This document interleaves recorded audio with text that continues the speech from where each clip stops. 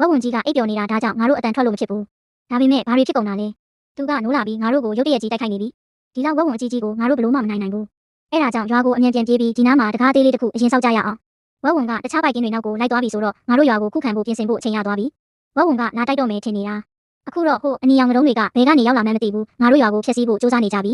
ဒါကိုဒီတိုင်းကြည့်နေလို့မဖြစ်ဘူးဒါကြောင့်ငါတို့စောင့်နိုင်တဲ့ညတနက်မျောစင်တွေအကုန်ဆောက်ပြီးအဲ့ဒီအနီရောင်ကတုံးတွေရွာနာမကတ်နိုင်ခင်အပြည့်ရှင်းပြမယ်တေးသွားတဲ့အနီရောင်ကတုံးတွေစီကရွှေတင်ကားတွေရတယ်ဟဲ့ဒီရွှေတင်ကားတွေနဲ့ငါတို့ရွာကိုနောက်တစ်ဆင့်မြင့်လို့ရပြီဟာ